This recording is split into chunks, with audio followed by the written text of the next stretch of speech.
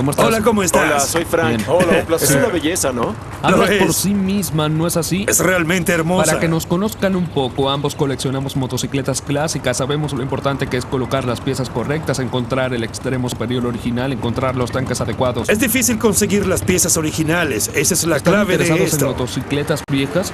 Sí, soy Sí, vicepresidente de motocicletas Indian fuera de Minnesota. Y de pronto estoy hablando con el vicepresidente de la empresa de motocicletas Indian. Este día se ha vuelto mucho más interesante. De acuerdo, déjame darte otro Ahí apretón de manos. tienes. Un gusto. Frank. Un placer. ¿Qué haces Soy tú? el director de diseños para motocicletas Indian. ¿En serio? Sí. ¿Está bien? Frank y yo pensamos que queríamos atraer a entusiastas de las motocicletas Indian a esta locación, pero nunca pensé que esto sucedería. Estoy pensando que Frankie es un genio. Ya ves lo que dice el letrero, $40,000. O mejor oferta. Sí, o mejor, sí. Sí, lo sé, yo escribí eso Bueno, allí, unos amigo. $30,000. Sería un buen número para esta Amigo. motocicleta, ¿no? Esto es increíble. Esta motocicleta es una pieza importante de la historia de las motocicletas. Y yo estoy aquí negociando con los sujetos que son los jefes de la empresa original. Pero a pesar de esto, no estoy preparado para perder dinero. No estoy deslumbrado. Pediríamos 35,000 por ella. ¿Qué piensas? Podemos ofrecer 35,000. ¿35,000? Sí podemos. ¿De Es acuerdo? un trato, amigo. Gracias, De ¿De chicos. acuerdo? La magia de Sturgis. Muchas gracias. Mike, quitemos esto. Retire el aviso. Retíralo. Muy bien. Tomaremos la 35. Iremos a las principales giras de Norteamérica. ¿Qué tal si nos acompañan? Les daremos De un acuerdo. cheque. Queremos que los admiradores de motocicletas puedan ver y disfrutar de esta motocicleta. ¿De quién fue la idea de restaurarla? Ah, limonada, Frankie. ¿De venir a Sturgis? ¿De ubicarnos cerca de la tienda de Indian? Este chico. ¡Ching!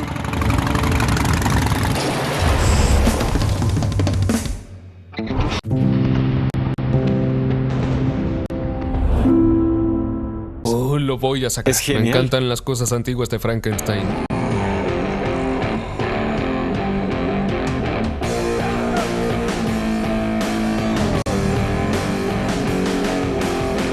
¿Sabes quién lo tenía, cierto? El zorro plateado, Dave ¿Dave? Hort. Sí tenía uno en su estuche, junto a su silla en el recibidor.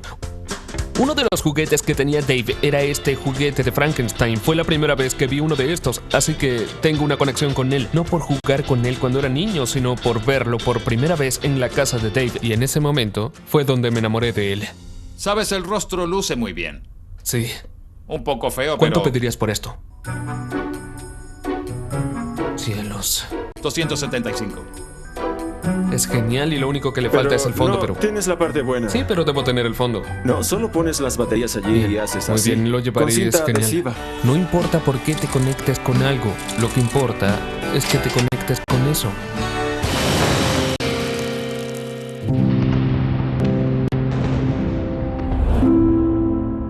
Buenas tardes a todos, bienvenidos. Para una mejor experiencia, les solicitamos por favor que mantengan sus micrófonos muteados. Todo el material que presentaremos puede ser utilizado para difusión y promoción. Muchas gracias y que disfruten el evento.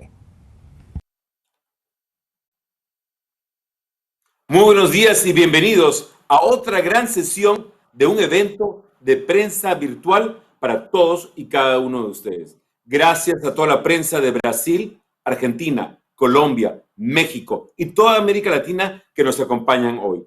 Hoy celebramos ni más ni menos que 10 años con American Pickers. Son 17 temporadas y en julio tendremos el episodio número 300. Pero además tenemos una noticia muy importante. No escucharon mal. Sí, todos y cada uno de ustedes pueden grabar lo que quieran. La intención es que puedan usar este material de sus series favoritas para promoverlas, para difundirlas y para hacerlas más famosas todavía. Porque dependemos del apoyo de ustedes para que estas series sean conocidas y reconocidas en todo el mundo, pero especialmente en toda América Latina y Brasil. Y ahora, para presentarles más novedades y más comentarios de lo que debemos esperar el día de hoy en este evento, les presento al presidente y gerente general de A&E Networks Latinoamérica, Eduardo Eddie Ruiz. Gracias, César. Muy buen día a todos y gracias por acompañarnos como siempre, por por su apoyo. Hoy es un día muy especial porque contamos con dos personajes, dos figuras que son icónicas para nuestra pantalla en History. Como mencionó César, llevamos 10 años transmitiendo Cazadores de Tesoros a través de toda Latinoamérica. Ya el próximo mes se cumple el episodio 300.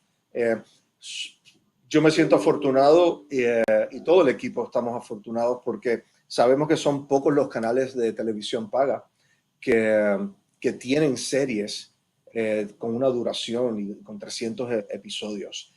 Mucho de esto se debe obviamente a los personajes. Hoy con nosotros van a conocer a Frank y Daniel. By the way, I'll do a little bit in English just to say hello to Frank and Danielle. That soon they're Mike. Frank, I'm sorry. I get, you know what happened, and I'll do it in Spanish and So English. you know, everybody knows that it's a live event, porque puedo corregir a mi jefe en vivo. It's live. And you make mistakes in live TV, and you know what happened is that I met Danielle and Frank in an upfront in the Dominican Republic in Punta Cana. I think it probably about 6 years ago, maybe even more, maybe even 7 years ago. And I have never met Mike, and today's the first day. So Mike, thank you for being with us. Danielle, my love, always a pleasure to see you and to have you with us. We're going to have about 200 journalists that are all super anxious to ask you guys questions. We're talking about your durability. You guys have been with us for 10 years. We're going on episode 300 in Latin America.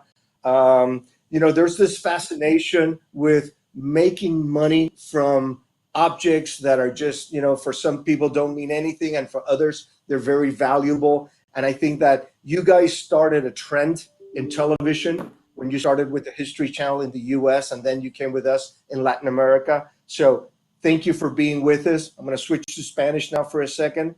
Y a todos ustedes que nos acompañan hoy, de verdad, sumamente afortunados de poder compartir y estar con Mike y con Daniel en el día de hoy. Espero, les vamos a mostrar un corto video sobre cómo comenzó el programa, cuando hicieron el piloto de la serie, y cómo estamos hoy después de 10 años, casi llegando al episodio 300. Así que espero que lo disfruten. Muchas gracias.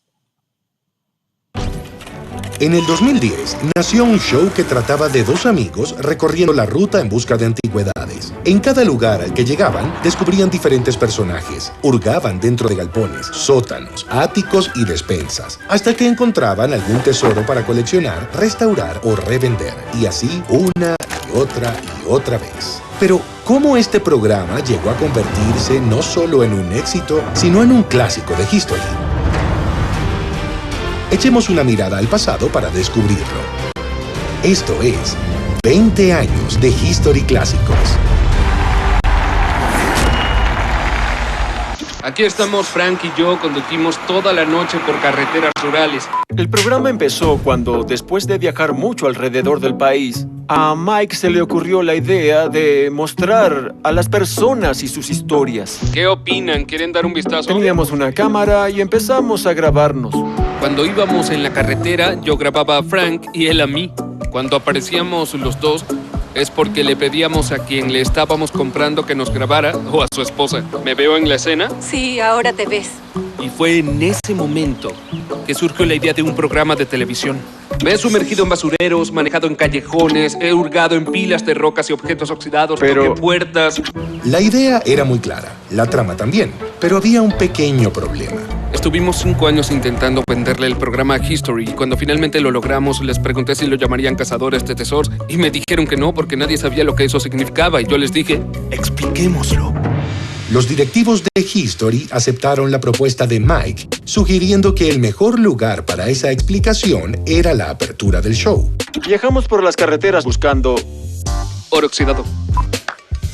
No recuerdo ahora. La apertura surgió de forma natural. Viajamos por las carreteras buscando reliquias oxidadas escondidas en graneros y garajes. Perfecto. Buen trabajo. Amigo. No lo leí, lo tenía todo aquí. Lo sentiste, ¿no? Oh, sí. ¿Lo sentiste? Muy bien. Con la apertura terminada, llegaba la hora de salir a la ruta a grabar el show. Pero una cosa era grabarse a ellos mismos Me gustan estas latas, aunque a la mayoría no le gustan porque son grandes. y otra muy diferente era protagonizar un verdadero programa de televisión. Frank y yo pasamos de grabarnos a nosotros mismos mientras recorríamos las carreteras a tener un equipo de 14 personas. Cuando comenzamos a hacerlo, era imposible porque nadie nos abría la puerta. Y cuando lo hacían, pensaban que habían ganado alguna especie de concurso por todas las personas que estaban con nosotros. Compramos un poco No, de... gracias. Rápidamente, Frank y Mike se acostumbraron a las cámaras. Pero antes de seguir con esta historia, retrocedamos aún más en el tiempo. Tengo todas estas notas de las personas y, de hecho, tengo bastantes aquí.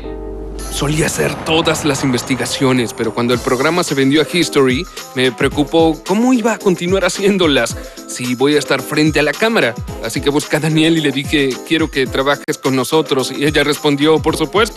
Hola, Brian. Sí, es Daniel de Antique Archaeology. Cuando vino a grabar el primer día, recuerdo que había muchas personas. Solo hazlo como lo harías naturalmente. Bien. No sé. Vamos a arreglar esto para que se te vea mejor la cara. Y evolucionó muy bien frente a las cámaras porque tiene una personalidad increíble. Es muy dulce y es una persona que tenemos que grabar.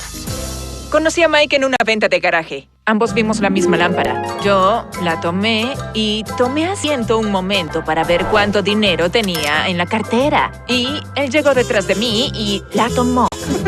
Y le dije, oye, yo la iba a comprar. Y él dijo, bien, se compra cuando se ve.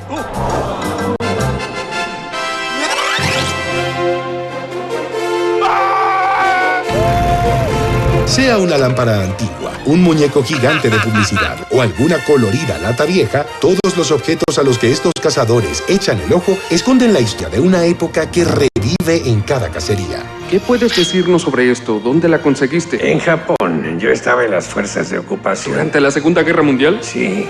Entonces, ¿estuviste allí luego de que Sí. lanzaran la bomba? Sí. Cuando viajamos es maravilloso escuchar tantas historias increíbles sobre estas personas y sus colecciones. Comisionado Gordon, aquí Frank Fritz. Hola, ¿cómo está, señor Chanel? No creo que se ponga mejor que esto. El único motivo por el que el programa se ha mantenido tanto tiempo es porque se trata de todos nosotros. Si fuese solo para coleccionistas, no hubiese durado tanto. Cuando llegaron a History por primera vez hace casi una década, nadie podía haber adivinado hasta dónde llegaría su éxito. Hoy, Cazadores de Tesoros sigue estando tan vigente como cuando comenzó y ya se convirtió en un clásico de nuestra historia.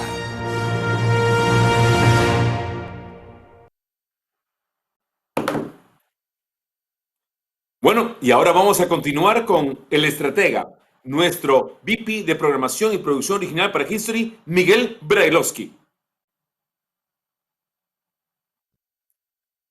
Gracias, César. Buenas tardes, buenos días a todos por acompañarnos. Hoy es uno de esos días en que nos enorgullecemos de nuestra propia historia. Cuando History lanzó hace 20 años, nos propusimos esta misión de hacer a la historia relevante y entretenida para toda la región. Y con el tiempo nos damos cuenta que lo que ha logrado ese objetivo es este grupo extraordinarios personajes que representan esa conexión con la historia. American Pickers, Cazadores de Tesoros, es sin duda una de las series que nos ha acompañado en la gran parte de la gran mayoría de nuestra vida en América Latina, junto con El Precio de la Historia y junto con otras grandes series. Y cuando vemos qué tienen en común series que han prevalecido en el tiempo durante tantos años, acompañado como íconos de la programación de History, es justamente las características personales de estos increíbles personajes que han sido los abanderados, que han sido los embajadores de la marca y de la pasión por la historia durante tanto tiempo. Hay muy pocas series en la historia de la televisión que se den el lujo de llegar a 300 episodios y estar en más de 10 años en el aire en forma ininterrumpida. Y es por eso que hoy tenemos el orgullo de este homenaje de los 10 años de Cazadores de Tesoros. Es un orgullo inmenso Mike, a Daniel, por supuesto, Frank como parte de este ecosistema de increíbles personajes que, de vuelta, cumplen con la misión de History de acercar a la audiencia que tal vez no tiene una conexión directa con la historia a un universo que a través de ellos podemos descubrir. Así que, sin mucha más introducción, me encantaría presentarles un adelanto de los próximos episodios estreno de la temporada número 17 de Cazadores de Tesoros. Mike y Frank viajan.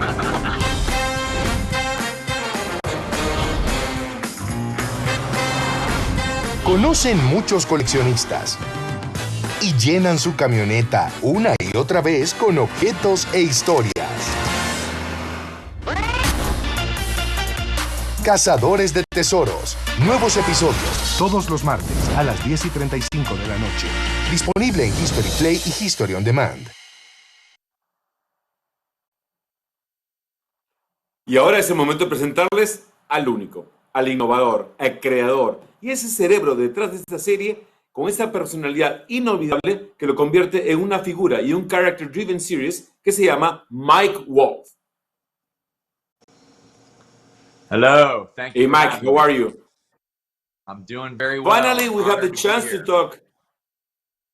It's a pleasure for us to have you here. So let's go to the point. Once upon a time, you have an idea. You even make a pilot. How was the process before it became a series for history? It was a long, lengthy process. I pitched the show for 5 years. And really, when I was pitching the show, I had no idea what I was doing. I had no idea what a treatment was. I had no idea what a sizzle reel was. I was just kind of filming Frank and I on our journey when we were on the road together. I knew it was something special because of the people that we came across and the items that we found, but it was really trying to figure out a way to package the content in a way that could make it into a television show, meaning a format. So for years, I was pitching the show for 5 years without a format and never really understanding how to create one. A format basically in television is when you have like all these leaves, but you have no tree. So I had no tree. I had Frank and I on the road filming, but I had no idea of like how to actually package it into a show. And that was one of my biggest difficulties for a number of years and why a lot of networks turned it down. Well, as you know, we have people from around Latin America, from Colombia, Argentina, Brazil, Mexico, Peru, Ecuador, Chile, who are going to have the chance before we end this hour to ask you the proper questions. However, we have simultaneous translations, so don't worry about the language. Everybody's going to get everything that you're saying. Now, we want to know which one was the most outrageous thing that you ever found. I mean, the most interesting things for me that I've ever found have always been transportation related. Obviously, American motorcycles. I've found motorcycles in the past that people didn't even know existed anymore. So if you look at the history of American motorcycles, you know, there were almost 150 brands before 1920. So a lot of those companies were around for a very short time. And so there's never been an example of any of them found. So there were a couple motorcycles called Bradleys. There was a guy named Charles Bradley in Philadelphia, Pennsylvania, that was making motorcycles. And up until the point that I had found a couple of those, no one in the hobby had ever actually seen one. We'd only seen them in photographs and catalogs and maybe read an article that was written in a motorcycling magazine in like 1905 or 1910. So once an item like that is found and collectors can put their hands on it, then they can almost study it like it's an artifact. They can study it like an artifact of American transportation history and learn from it. And then obviously the value of something like that is tremendous because it's the only one in the world at that point. It's so clever that you are able to combine entertainment, business, and history. That's why everybody loves your show so much. But you have a partner, Frank, you traveled with him for more than 20 years. You're friends. How is that relationship, and how good of a road trip friend is Frank after all? I mean, Frank's one of those guys that you take on a road trip and he tell you the same story over and over again, and you're going to enjoy it because it's so entertaining to hear it from him. Before the show, I always told Frank, I said, you know what, you could do stand-up because you have comedic timing is just something that's not been learned by him. It's just, you know, the way the guy came out of the chute.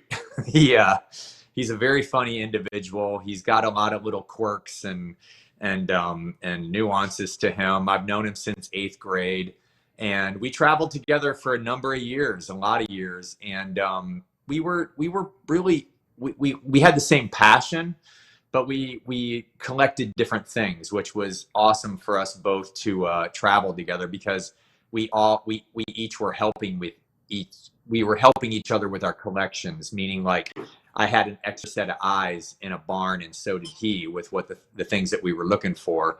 He's got a big heart. He's very funny. I think he's a huge asset to the show. And we happen to agree. Now we are going to watch a video so everybody can get to know what Mike is bringing for the next season. Érase una vez un niño llamado Mike que iba todas las mañanas caminando al colegio porque su familia no tenía dinero para comprarle la bicicleta que él tanto deseaba, hasta que un día se encontró con una en la basura.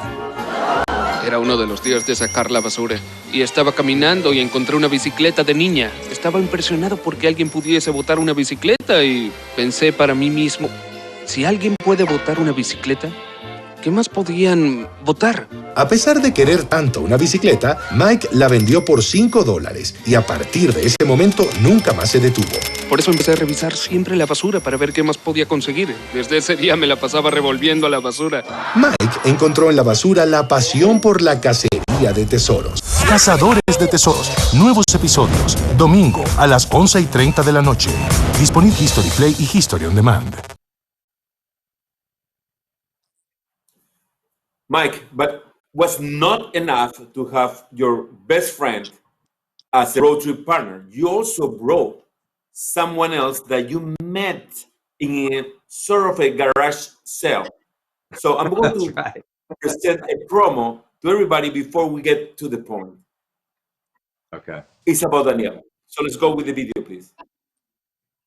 Sí, es Daniel de Antique Archaeology. No suelo recolectar con los chicos. Ellos siempre recorren las vías juntos y yo a veces voy con ellos. Resulta divertido, me encanta. Me gusta coleccionar antigüedades, burlesque, cualquier cosa de ese tipo o relacionadas con el mundo del espectáculo. Creo que es muy divertido. Creo que el óxido te cuenta la historia. Es como cuando hablas con alguien de 40, 50, 70... Tienes una conversación más redonda con alguien que es más maduro, tiene más que contar, hay más historia allí. Creo que es la misma sensación.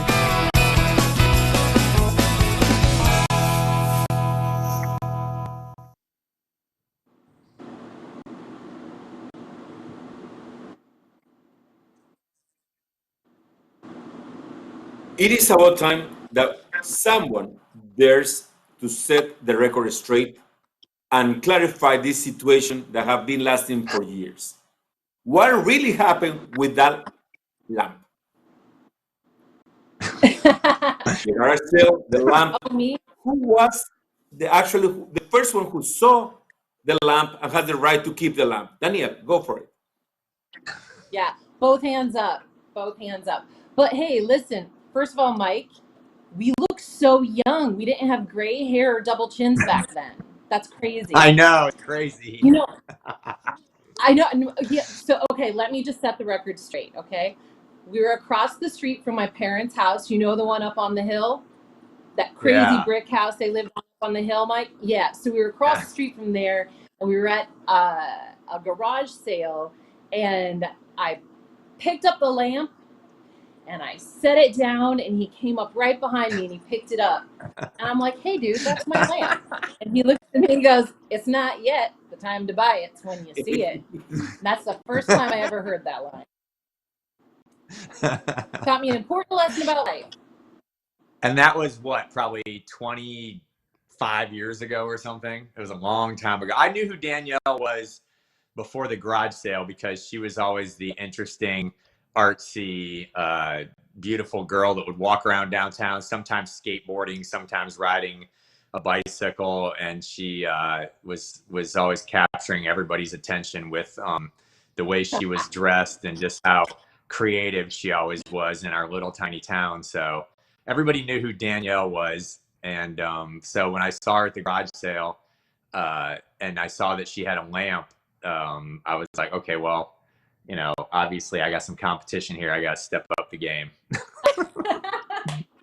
But then you decide to bring So that intimidated, sparkly weren't ya? personality, to the series. So how was your beginning as co-hostess of the TV show, Danielle? How was the experience at the beginning? How was my beginning? I don't think Yeah. they really wanted me on there. I think Mike was like, hey, you got to have my friend Danielle. She knows some stuff about some stuff. And they trusted him. So the beginning was just Mike pretty much advocating for me and sticking up for me all the time. I mean, the network was great. They're fine. But Mike was always like pushing the idea of me being involved. And really, he must have sold it to him good. Excellent. So we know that you love Latin America and you love tattoos, but your muse happens to be Frida Kahlo. Do you mind to share your tattoo with everyone on camera, please? So my friend Alex Strangler, who's a Mexican tattoo artist, did this tattoo. Okay, wait. Here we go. It's the other side, yes. This is the, I'll try to get it all in there. There we go. It's perfect, There's beautiful perfect. Frida. Yeah. So tell us about it. Why you like Frida so much? And why you like Mexico so Because much? I was, so my father used to do a little bit of missionary work in Mexico from time to time. So I was familiar with Mexico. I'd been there a couple times. And at like learning about Mexico, I learned about Frida Kahlo. My mom loves art, and she loved Georgia O'Keeffe, and she loved Frida Kahlo. And so I kind of started to learn the history of Frida through my mom, because she used to call me Little Frida because I was a wild child. What? So that's kind of where I fell in love with Frida. And Frida's dad was a photographer. So I also have him on this arm. Perfect. Nice. Because my father Nice is ink. a photographer. So that was kind of the connection Okay, to Mexico. Mike, we have two questions before we go to the Q&A. Mike, we are about to celebrate the 300th episode of American Peace. It's truly unbelievable. It's truly legendary. Do you ever, when you have this crazy idea of a pilot, even dream about having 300 episodes in a hit series around the world? You know, before you and I started talking, you were showing footage from what I shot when I was pitching the show, and footage from the early years of the show. And, you know, it's wild watching your life's work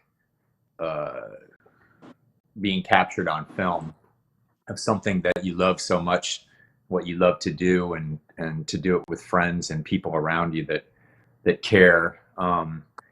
I always thought that it could be a success in the U.S. Obviously, that's why I pitched it for so long and why I stood behind it for so many years. But I never, in a million years, would ever imagine that it would be a success around the world the way it is. I mean, now we're in 63 countries, and you know, here I am talking to you, and I feel that the show is really, I always say it's a show about all of us, because we all love story. We all are treasure hunters in our hearts and in our minds, whether or not we are pickers or not. And I feel that it's something that a lot of people can connect to, because it almost, we've created a family, and we've shared our journey with people, and they can relate to it because I think they see themselves in us, You know, me and Danielle and Frank were always the underdogs, and we always had to earn and fight for everything that we got, you know, in life and in love and in business. And so now I've created a platform where we could show how dreams and possibilities are still something that can be captured if you work hard and believe in yourself. You are a true inspiration for everyone out there. You have a dream and you make it happen, but it's a dream that keep on giving, because we are learning and we're having fun with each episode. So tell us, which one is the best story that you remember from all these 300 episodes of American Pickers? There's so many. I mean, there's been younger people on the show. There's been obviously a lot of older people on the show. I think, you know, people that live simple lives, that don't need much and understand their journey and love their journey and appreciate life for what it is day to day. They don't live outside their world. They live in a world that they created. People like Mole Man or Hippie Tom or Hobo Jack. You know, those are the people that like have marched to the beat of their own drum and live their life in a way that that honors their past, their family, and their community. So I think, you know, for me, it's always the person that not afraid to be different, not afraid to be off the grid and live their life in a way that that they feel is beautiful. And that to me is what the show is focused on. It's showing people different journeys and different paths, and that we don't always have to, you know, fit inside of a box to have a beautiful life. I think this is a perfect introduction to Danielle. She doesn't need to fit in the picture. She needs to stand out from the picture. And one of the things that we love the most, Daniela, we have shared so many good times in Mexico and all over the place, and we love what you add to the show. Mike described it once as the glue of the show. What do you think about that? Are you truly the glue of this show? Yeah, I think I was kind of born the glue of anything. Everybody kind of has their place and their spot, and I feel like that. I always feel it's the perfect spot for me. I like to put people together. I like to find people who have this thing and people who need this thing, and put them together and somehow, you know, just facilitate. I like to just facilitate. You know, that's what I'm best at, I think, in life, honestly. Just facilitating people getting together and collaborating and doing neat things. I like that. And you do it so nicely, so nicely. One thing that we noticed is that in episode 297, we have one of your no hidden secrets at all that you like burlesque, and it's called the Queen of Burlesque. So tell us about that episode.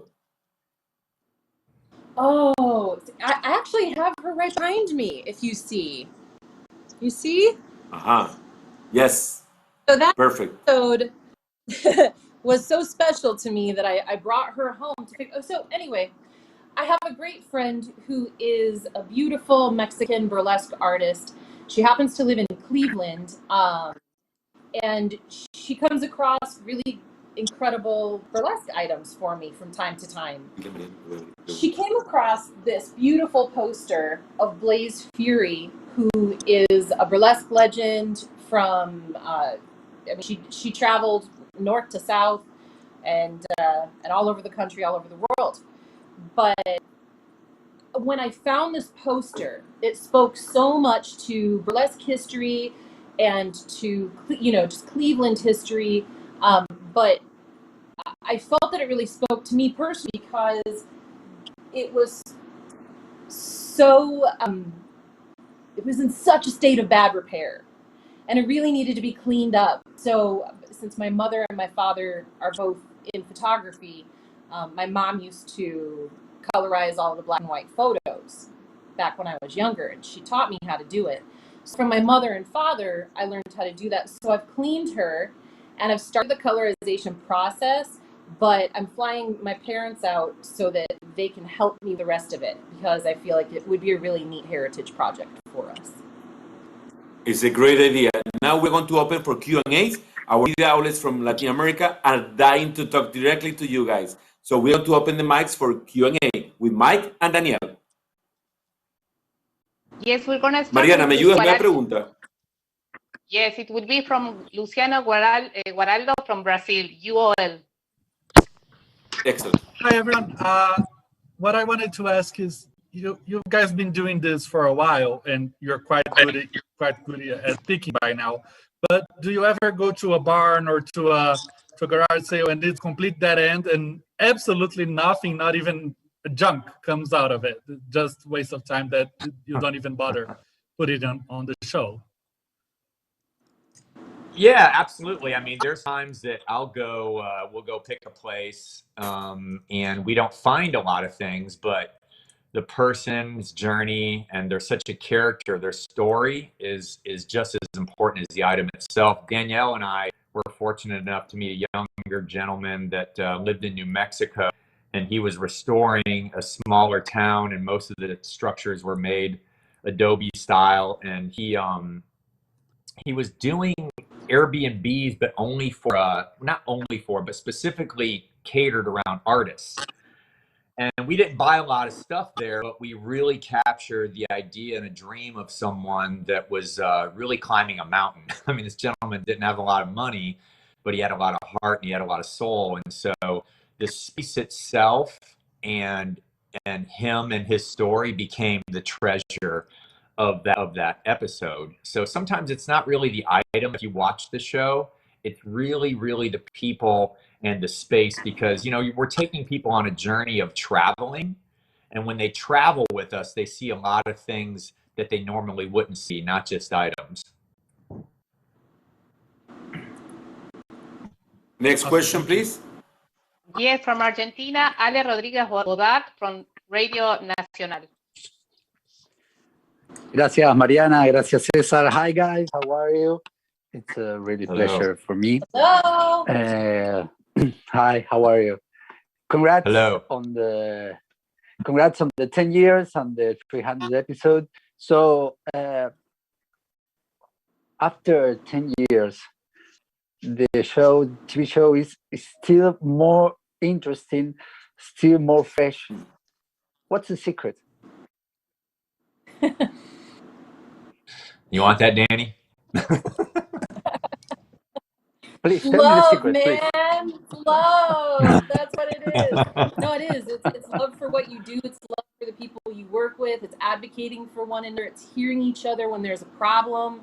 It's working past those problems to try to find creative solutions. It's understanding what's happening in the world and kind of working within what's happening in the world and trying to keep it fresh.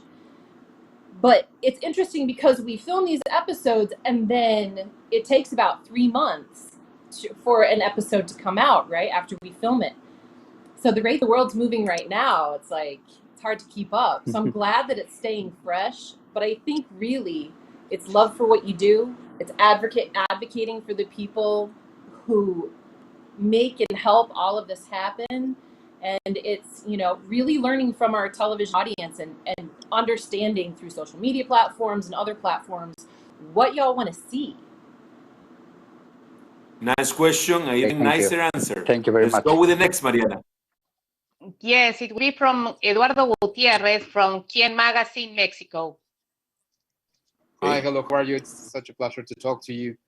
Well, I would like to know first, Mike, for you, how great was the thing that you discovered this passion through seek things in the trash first and then look in the history of the people. And for you, Danielle, I would like to know, you have the chance to being here in Mexico and visit the house of Frida Kahlo. How connected to you even more with her, and how do you feel about it? Thank you very much to the both of you. For me, when I was younger, I was always digging in the trash because I was a treasure hunter, like most children are. They want to discover and find things and search out things. So I would find things in the garbage, and a lot of those things would be friends of mine, or they would become my play pieces. When I was very little, I walked to school when I was 4, and I was picked on. And I was picked on so bad that I did not want to see other people when I walked to school. I tried to find routes on the way to school that I could walk where I didn't see anybody. And those routes were between people's houses, and they were in the alleys. So when I would walk by myself in the alleys and the garage doors were open and the garbage was there, and I was just mesmerized by the things that people would throw out. My mom was a single mom raising 3 children. We never got a dime from my father. And I saw things in the garbage that we couldn't afford. And so I would accumulate them and I would take them home. But it got to the point where I was fascinated with just about anything. And I remember after Halloween one year, I was probably 5 years old. I was walking in these alleys and I saw that people were throwing out their jack-o'-lanterns, their pumpkins. And I was amazed by that because that's the coolest thing when you're a kid, when you approach some house, you know, to say trick or treat. So I got a wagon and I brought all those home to my fort behind my house.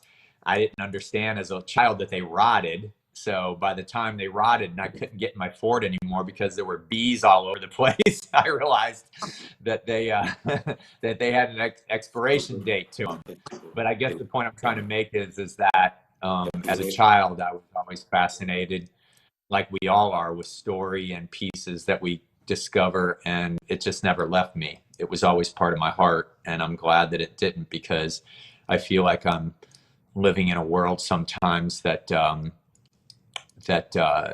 feel special in because I've created it myself. And when you're a collector, you surround yourself with older things that you love, and you can relive moments over and over again.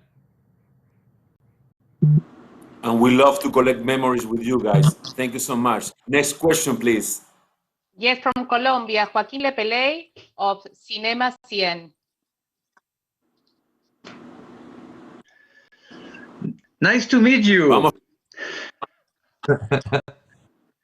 What is the difference between What is the difference between trash and treasure? And tell me why you like old toys so much? Well, look what I'm holding in my hand right now. I'm holding this toy airplane. I like old toys because they're memories from a past that our forefathers created. You know, I mean, this toy right here says Lindy on it. Obviously, it's a piece of memorabilia from Charles Lindbergh's epic flight. Toys hold history not just in families, but they hold history in American history. I'm fascinated with anything from different time periods. So toys are just one thing. It could be furniture, it could be textiles, it could be pottery. You know, when you find something that's from a life lived before you, that is very, very in me and always will be. Thank you. Thank you, Mike. Daniel, they ask you from Mexico, why you love Mexico so much again, and why your special connection with Mexico?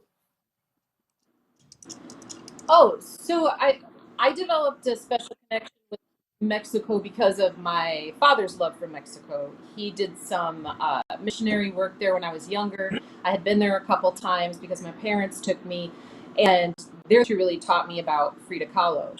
And I spent my whole entire childhood envisioning going to Frida's house, Casa Azul.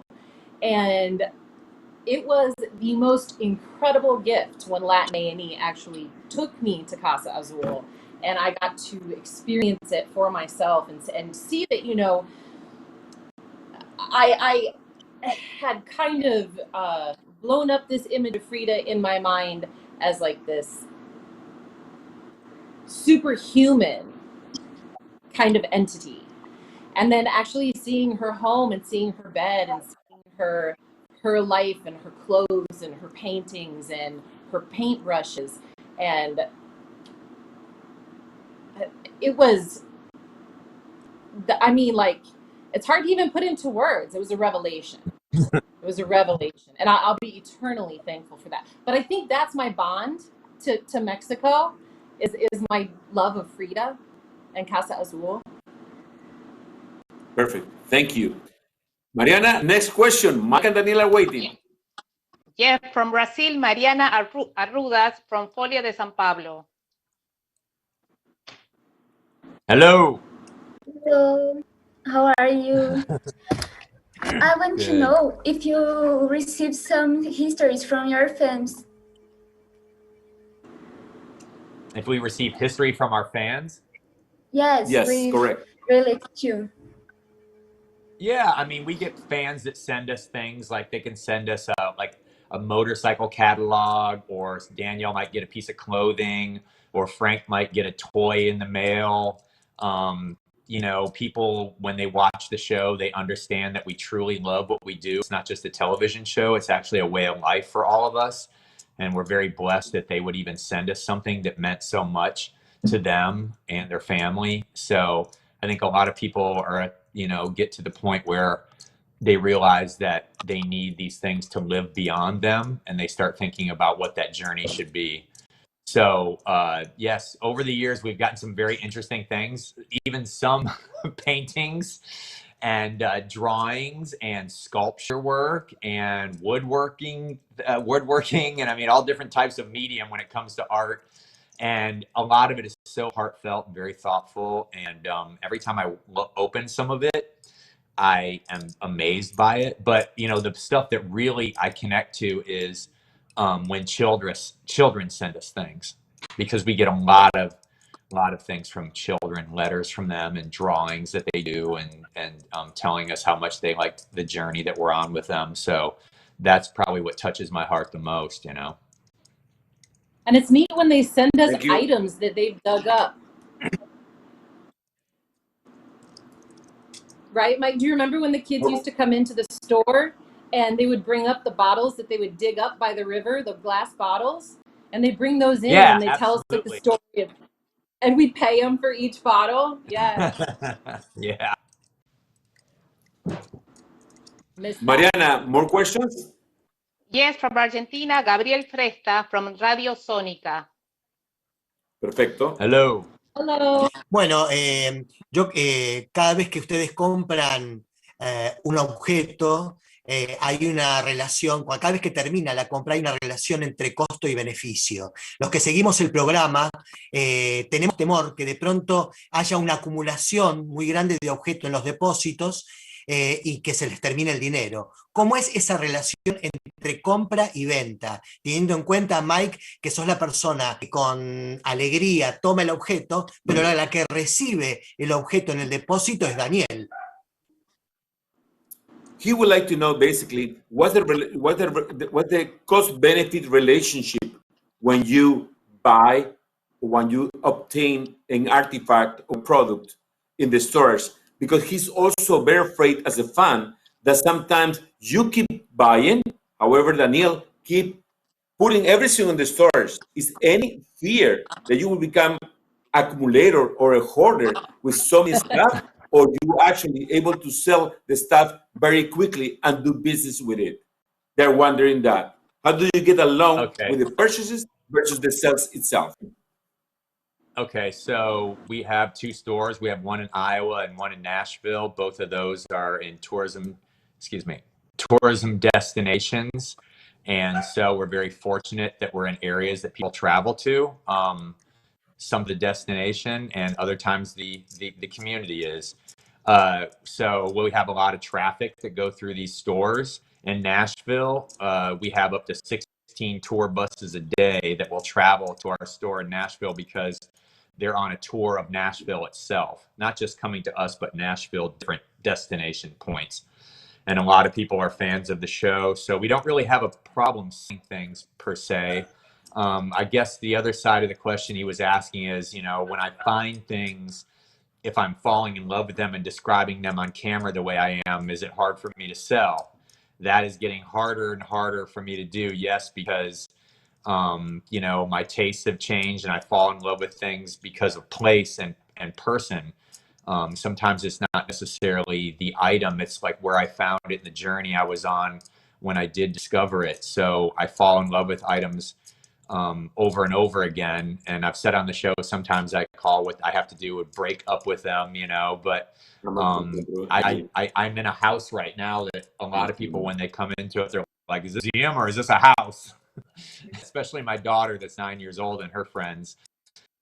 But I've always been someone that I was fascinated by history, and I've always been someone that has collected to the point where I've created my own little world with it. So, a hoarder, I wouldn't say that. I think my tastes are more stylish, and I can still walk through my house, and it's not like I'm walking around with Kleenex boxes on my feet, and I'm out of my mind for these things. I just really have a genuine love for them. Check with him 10 years though. Next question, please. From Mexico, Enrique Cruz from La Crónica newspaper. Hi, Mike. Hi, how you doing, guys? Good. How are you? I'm good, guys. And I would like to ask you, I know, Mike, as you said a few minutes ago, that you are finding history. You're not only finding items from the garbage, but you are also finding history, like the example of you put of the Bradley motorcycles. And I would like to ask you that, how does it feel to be part of the history? Because you're finding things that now are like physical examples from a certain period of history. You know, you're finding something from the early century, the past century, and how does it feel that you are not you are giving to the people things that you can before you can only see on books and magazines, and now you're part of that history. How does it feel that, Mike? Well, I mean, the best part of that history is that we're documenting it on television. You know, all of these journeys are being filmed. So it's one thing to find an item that has never been found before, and every once in a while that happens in our business. It's not like that happens all the time. But when you document it on film, then that becomes a lineage within itself. You know, I mean, I think about people that will watch this show in 20 years and 30 years, when maybe a lot of these items that we're finding now can't be found anymore. You know, the journey that we've taken for the last 11 years now filming the show has been one of the hardest things that all of us have ever done. Danielle and Frank and I and myself, none of us, you know, we just never been on camera before. So we were kind of learning as we went. And so I think when we find something that's so unique and so different, our reaction on film is truly sincere, and I think that people can understand our emotions more and how we connect, because, you know, you got to remember, a lot of people, I'd say probably maybe 80% of people that watch our show, they don't collect anything. They collect nothing. They're interested in it because of the journey, the stories, the characters that are on it, us being characters within ourselves on it. And so, you know, the documentation of all of this is really what's fascinating to me now after doing it for so long, because we've got, you know, over 300 shows now that that all of these stories are being documented. Thank you so much, Mike. Excellent. Next question, People, please. are people getting into fights? Let me take a look because I have the From earphone. Rodrigo Lara from The Section comments. Cars of UOL Brazil. Rodrigo? Hello. Brasil. Hello? Rodrigo, fala. Você aí. Next question, Well, Mariana. we will- Until Rodrigo comes. Yeah, No. Oh, he's Now here. I'm Okay. talking. Danielle, Mike, nice to meet you, and congratulations on the 10 years of the show. It was an awesome time. I'd like to know, what is the rarest and the most expensive car you have ever encountered? Mike. The rarest, most expensive would probably be, you know, maybe a Porsche Speedster, something from, you know, before 1960, like 55, 57. That's a very expensive car now. We found a lot of early cars. I'd say the Cadillac that we found in the show, the Madam X, that was a prototype. That car was extremely rare. It had a V8 in it, and that was a very rare car because obviously it was a prototype, and there was documentation of that car with its serial number and the condition of the car. And I think, I don't know if you guys have seen the episode yet where it ended up in a museum in Utah.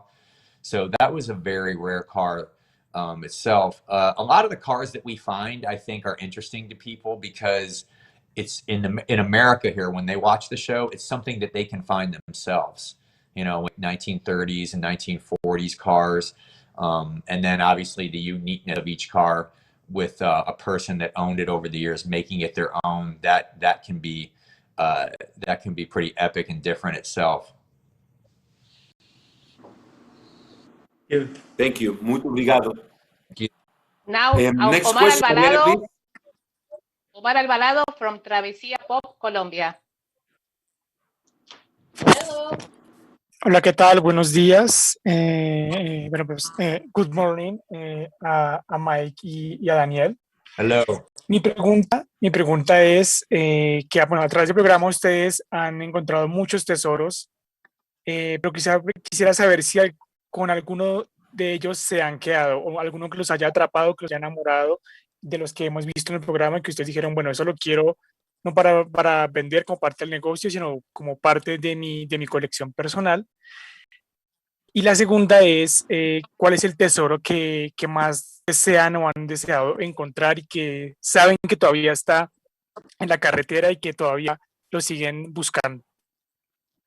The questions from Colombia are, the first question is like, we know that you have found so many treasures through your road trips around the time. Which one of those you decide to keep because they were so close to your heart?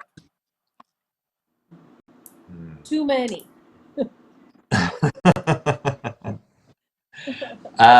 For me, it was a Royal Pioneer motorcycle. It's actually in my living room right over there, and it's something that I see every day when I walk in there. That was bought in Florida, and it was in pieces. It was made in 1910, and there are only 4 of those motorcycles known to exist. All of them are restored except for the one I own. It's unrestored, and that was easy for me to find and something that I live with every day. For me, it's my burlesque memorabilia. Yeah, for me, my burlesque memorabilia, like roller skating memorabilia because of my years with roller derby. Those 2 things are hard to get rid of for sure. And like, I'm sure that I probably will never get rid of Blaze Fury. And the second question was, which one is a treasure that you know is out there that you really, really want it and you don't have it yet? For me, it's a Black Hawk motorcycle. Ooh, yeah. Go ahead. A motorcycle, which one? A Black Hawk motorcycle. It was made in Rock Island, Illinois. There's been 2 engines found. No one's ever found it. I'd love to be able to find that someday and be the person to own such an amazing piece of American transportation history. And it's from our community where we're from. It's from the area that we're from. So I think that would be something that I always dreamed of finding. What about you, Daniel? I have a dream of finding one piece of a costume set that I purchased about 5 years ago, and I've purchased the entire costume set over the last 5 years, piece by piece. And there's one piece that's missing, and in this incredible story, this burlesque dancer named Lorraine Gale Smith, who used to work in the combat zone in Boston, was murdered the night she got off of work. And the one piece I'm missing from her collection is the black ostrich feather dressing gown she wore on stage that night. I have the white one she wore, but I can't find the black one, and I'm wondering what happened to it. So it's very specific, but that's what I would love to find. So it's the Black Hawk motorcycle for Michael, and it's the black ostrich feather for Daniel. Perfect. Let's go to the next question. Yeah. Yes, from Argentina, Leticia Pomo from Caras Magazine. Hello. Hola, muy buenas tardes. Qué lindo conocerlos, Daniela. Daniel, te quería preguntar a vos, ¿es innato el valor de las cosas? ¿Se aprende a conocer, a saber el valor de cada uno de los objetos?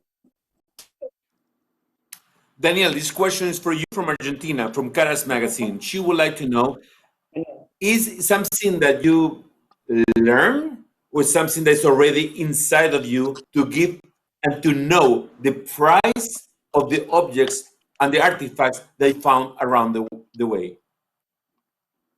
No, honestly, the thing that I learned from Mike is to pick what you love. And if you pick what you love, you can never go wrong. Because if you get stuck with it, then you can just love it in your house, right? So if you pay too much money, at least you love what you picked. And it does happen sometimes where you pay a little bit too much. As Mike says again, like you pay for your mistakes, you pay for your education. Nothing's free in this piece of vintage. It takes money to learn how to make money sometimes. So it's not something that's born into me. I specifically know burlesque history and circus and sideshow history. And so that stuff I can be sharp with, but there's a lot of stuff that I have to actually look. Thank you. ¿Hay alguna otra pregunta más? Creo que de Brasil, Mariana. Yes, Ederly Fortunato from Jornal 140 Brazil. Hello. Brazil. Hello, everybody. Yes. Thank you for your time. Thank you. My question is about the older people we see every time, in the way I feel a lot of respect. You respect them a lot. And also, Mike, you know a lot about every object, every toy, every motorcycle. And I want to know how much you have to study to know so much about the objects, and also about your care and respect for the other people who you visit. I feel a lot that you respect them a lot. I'd like to know about that. Thank you. Well, thank you for saying that. Ever since I was young, I think I never really remember being young. I've always had an old soul, and a lot of the people that I would congregate towards in my neighborhood growing up were older people that were always sitting on their porches, especially the ones that treated me as an equal and not treated me like a child. They would talk to me and have conversations with me like I was their age, like an old friend. And so, as I get older and my mother gets older and the people around me get older, my mentors, get older, I realize that life is short and very fleeting, and having children, that kind of changes your perspective on time. All of the people that have filmed with us over the years, they're the ones that have kept this show on the air, really, truly. We've been the conduit for them, to be able to tell their story and find these items, in their possessions. But their stories and are really what I think people tune in for. So for us, we're the vehicle for them to just express themselves. We're giving them a chance to express themselves in a way that no one else has ever done before. And so for me, the older people that we film with are just as precious, or way more precious than the items that we find them are. Some of my best friends in this community are in the 70s, where I live here now. So it's a level of respect and care that I think that we all need to reflect on, as we live our lives and grow together. Now, we want to say, first and foremost, we want to thank you, because I think it was a very special encounter. For the first time, we were able not only to find the TV characters, but especially amazing people with amazing hearts. It was very nice, and we feel very privileged, Mike and Danielle, that you share stories about your childhood, but especially your mothers. It seems that both of you have been influenced by your mothers in a very special way that we can feel in our hearts. And also, we want to tell you that I know you have spent more than 20 years looking for treasures in all kind of places, but you found more than 70 million treasures in Latin America, because we are more than 70 million fans that we love every episode of American Pickers, and we want to follow you And we all love the you. way, wherever you are. We love you. We So appreciate you. please Appreciate your support so provide us much. your final words before we say goodbye. We want to listen and hear from you, Mike. Thank you so much from the bottom of our hearts. We're speaking in every language that we have, but especially from the language of the heart. We want to say thank you for making history. Thank you for creating these memories for us and with us. Mike, you go first, please. Thank you for saying that. It's an honor to be here. I was never much of a history student myself. I was always someone that learned hands-on, and I was always someone that learned from people that cared and had a passion. If someone had a passion and they were willing to explain and express themselves to me, then I always wanted to learn from somebody like that. I've been very fortunate in my life to be able to have the platform that I do to share stories. Really, I've truly believe that this is a show about all of us. And today, having these interviews with all of you is really a beautiful thing, because with the world the way it is right now, and the fast pace that we all live in, and I think we forget that we're all really truly here to take care of each other. And so it is a blessing to me that I'm in everyone's homes there, in your hearts, and trust me, you guys are in our hearts too. I think about now as we make the show, all the people from all over to watch it, and how important it is for all of us to understand our community and our family's history. I mean, through this pandemic, you were our eyes out there, and you were able to tell us stories that we were not able to reach. So we really appreciate it more than anything and more than everything, these special stories. And that emotional connection you have with Latin American Brazil is very special to our hearts as well. Daniel, your turn, please. I just cut. Mike, you made me emotional. So I guess the last year has just been really, really mind-blowing, right? And it's really given me an opportunity to kind of look back on the last 10 years, 11 years, 12 years, really, that we've been putting this together, so that you can see for the last 10 years.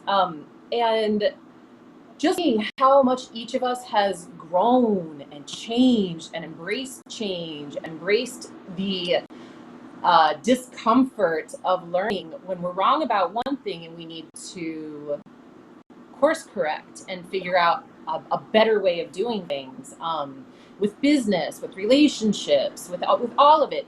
And I think that that's what I'm the most thankful for, is that everybody has watched us go through all of these crazy changes, and that we have been able to build a world that we love and have had so much support from everybody in the process of it. Think that what Mike said about really understanding and respecting the elders in your community is huge. You're not always going to see eye to eye. You're not always going to understand each other's stories, but the stories are there for a reason. And it's good to listen to each other, and it's good to be able to vocalize and learn from each other and teach each other, and not ever feel like you're the smartest person in the room. Because if you're the smartest person in the room, you're in the wrong room. So I think this is about community. And that's my takeaway from the last year, that this is about community. And I'm really thankful to have the community with Mike. Still one of my best friends after all these years, and that's so rare. And really fortunate to have such a wonderful audience and support from all of you. Y'all have treated me so kind and lovingly, and I just am thankful every day. Guys, if I could just a couple of words, so just a couple of closing words, just let you guys have your team. We have our team here. It's not just myself and Cesar and Miguel. We have a whole bunch of people throughout Latin America that our goal is to take care of you guys as a show, as individuals. You know, we present you and we represent you in a way that we believe that you would want to be presented and represented. You know, from day one, we take a lot of care. We make sure that everything we communicate to the journalists, to the public, is done with a lot of care, with a lot of heart. And there's a lot of people, and you know, we have offices in Mexico, Sao Paulo, Buenos Aires, Bogota, even Caracas, all our voiceover people, everybody that represents you. You know, they take heart at the work that they do, and we just hope that we've made you quite famous in Latin America. You know, you've made yourself famous, but our team has had a lot to do with making American Pickers a household name in Latin America. So thank you for your time, guys. Really appreciate it. Thank you for believing everything. us. Thank you for believing. Don't worry, us. Mike and Daniel. We are already preparing the tickets. Whenever you are ready to come to Miami or to Latin America, we will be your travel agency. So thank you so much. Blessings to all. And remember, next week we're going to see each other to watch History, Mark of the Empire History 2. But please don't miss, no se pierda. Yes, vamos a tener el evento de Misterios de Asia directamente de Singapur a las 6 de la tarde. No se pierda American Pickers, Cazadores de Reliquias en América Latina en la temporada número 17, episodio 300 muy pronto. Sigamos haciendo historia con el mejor entretenimiento. Gracias y hasta la próxima. Gracias por el apoyo. Thank you, Daniel. Thank you, Mike. Thank you, everybody. Thank you. We love you. Bye, guys. We love you guys. Aunque parezca cosa de niños, coleccionar buenos recuerdos es un trabajo serio. Mike y Frank tienen todos los juguetes, así como lo oyes. Bolas, artefolclóricos, bicicletas, motocicletas, tractores de pedal, objetos militares, bioportazones, pistolas de juguete. Cazadores de Tesoros. Nuevos episodios. Domingo a las 11:30 de la noche. Disponible en History Play y History On Demand. Simples trucos que todo amante de los viajes tiene que conocer. Tengan cuidado, Adiós. cinturones de seguridad. Saca provecho a tu GPS. Siga hacia el oeste por 2.974 kilómetros. Comparte con alguien tu felicidad. No existe pie grande, amigo. Supongo que me aguarás la fiesta ahora y dirás que no existe el monstruo del lago Ness. Vive recuerdos inolvidables. Ha llegado a su destino. Dijo que tenías el primer Stan Lee a vapor y está adentro. Está adentro. Es increíble. Aquí, justo aquí. Allá está. Cazadores de Tesoros. Todos los martes a las 10:35 de la noche. Disponible en History Play y History On Demand. Cuando crees que has terminado, encuentras otra cosa. Frank, ayúdame con esto. Tiene toneladas de cosas. Oh, sí. La tengo. Vamos. 1, 2. Listo, adelante. Este cartel abre el apetito.